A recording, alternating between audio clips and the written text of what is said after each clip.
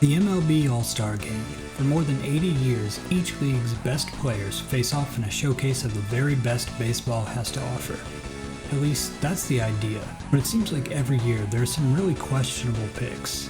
Whether it's a popular veteran whose best years are behind them, a team's fans stuffing the ballot with only their players, or just a manager selecting a really iffy player to make the reserve roster, there's no shortage of bad all-star picks. But instead of just creating yet another list of really bad seasons by players who have made the all-star team, I thought I'd go through every player to ever make the team and identify who had the worst career. There have been over 1,800 players to make the all-star team, so there are plenty of possibilities. I've narrowed down the list of candidates to players who have been worth just one win above replacement or less for their entire career and still managed to make the all-star team. That'll narrow it down to 17 candidates. So the choice should obviously be the player with the lowest WAR, right? Not exactly.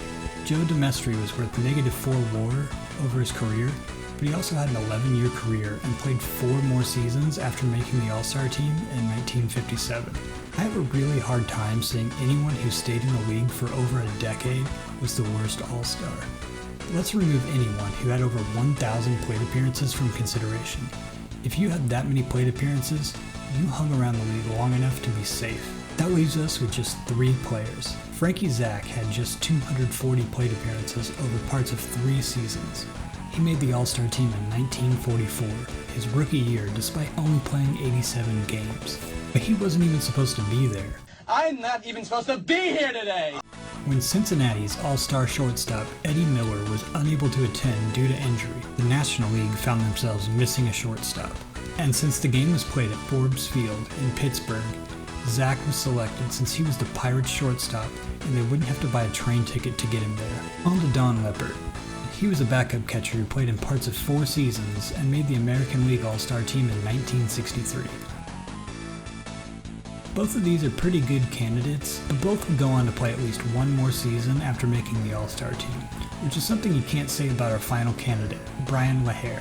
LaHair had a brief stint in Seattle in 2008 and was a September call-up for the Cubs in 2011, before finally earning the role of starting first baseman in 2012. The Cubs were smack dab in the middle of tanking, and the newly acquired Anthony Rizzo had a less than stellar 2011 performance with the Padres, so there wasn't any harm in LaHair breaking camp with the main roster. Let's start by checking LaHair's stats at the All-Star break. That's actually pretty good, so it's not like he was an awful pick. You could make a decent case for Adam LaRoche, Alan Craig, or Paul Goldschmidt, but there's really only room for 2 first basemen, and there was no way Joey Votto was missing the All-Star game. But looking a little deeper reveals some, let's go with interesting information about this season. LaHair got off to an excellent start to the season. At the end of April, he was hitting .390 with an OPS of 1251. On a team as dismal as the 2012 Cubs, he was pretty much the only bright spot. Would he keep up this torrid pace, or would it all come crashing down sooner rather than later? Well, the fact that you're watching this should give you the answer. His batting average on balls in play, or BABIP, was a completely unsustainable 600 over that period. That's over twice the league average. And when the calendar turned to May, he began his descent down to earth. He hit .252 with an OPS of 792. LaHair was ice cold in June, hitting only .231 with a 686 OPS. To make matters worse, he wasn't even getting unlucky. His BABIP was a healthy .324. Looking for some sort of spark in the lineup, at the end of June, Anthony Rizzo was called up to play first, and LaHair was moved to right field. On July 1st, it was announced that Brian LaHair would make the National League All-Star team as the reserve first baseman. Like I said before, he had respectable numbers at the time. His OPS was a solid .883. It was just almost entirely buoyed by the first 20 games of the season. July was not any kinder to him. His numbers were in a complete free fall, managing to only hit .194 with a .517 OPS. By the end of July, LaHair was relegated to coming off the bench. From August to the end of the season, he would start just 11 games. And to make matters worse, he never could figure out how to hit lefties. Throughout the season, he could muster an almost impossible .063 batting average and a .292 OPS. Not OBP, not even slugging. His OPS was under 300 against lefties.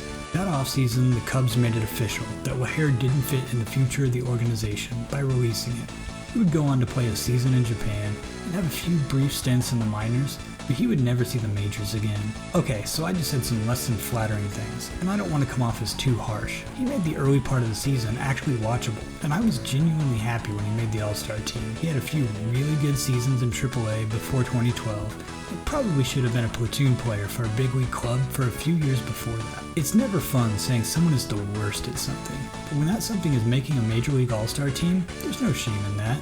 No one can take that away from you. But as far as I can tell, Brian LaHair is the only player to ever play one full season, make the All-Star team, lose his starting role, and never play in the majors again.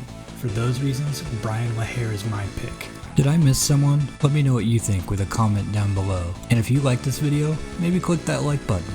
And consider subscribing. Thanks for watching, and I'll see you next time.